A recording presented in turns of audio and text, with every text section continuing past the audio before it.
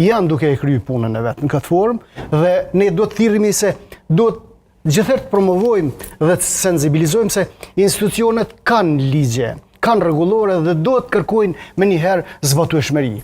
Por nëse ne mendojmë gjithëherë se politika i ka përcaktu vijat e veta, atëherë do të jemi të pafuqishëm. Për shkak se duhet më përballë me realitetin, o zotni. Realiteti është realitetin në terren, jo çka thonë libra e ligjit, po shem terren si po të funksionojë. Unë flas nga terreni, të lutem, unë flas nga terreni, tham këto me shumë besim, e tham se në këtë rast roli i rëndësishëm parandalim të ngacmimit seksual në shkolla është roli i prindit. Një prind i cili e sheh qysh e thanë dy parafolset e mia. I pon dhe shihen qartë sjellja e pakontrollueshme një vajze e cila vije në shtëpi e tërhequr. Nuk flet me askënd, nuk bën detyra. Bie performanca.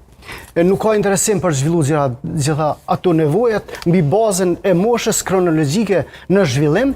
Prindi duhet të kërkojë informacion shtesë nga kujdesari i klasës, nga shkolla edhe nga shoqëria. Kur prindi është i vëmendshëm, është vigjilent shpejt në parandalim të kësaj, sigurisht që shkolla do ta merr në konsiderat bashkëpunimin me prind dhe do të jetë mundësia e parandalimit shpejt.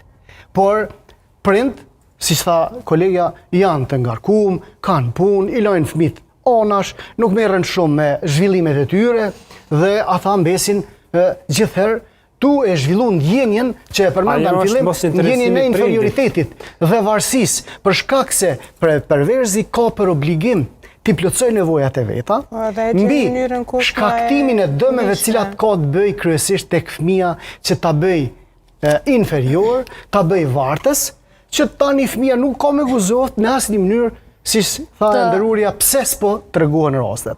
Nuk tregohen rastet për shkak se mësuesi i hakmerret në notë dhe në performancë ati fëmije, asoj vajze.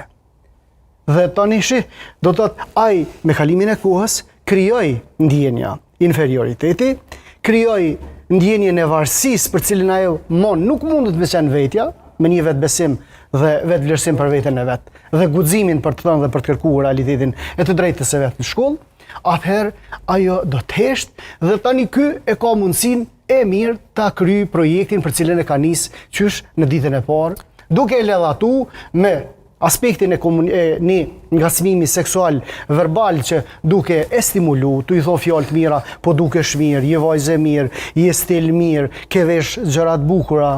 Këto janë këtë tendencë, janë fjalë fyese. Po të gjitha, jo vetëm në shkollë, po janë në shoqëri. Atëherë para neve po zhvillohen. Rastin e fundit bele mos të përmend me emër. Atëherë një vajzë e cila merr një input profesorët, non stop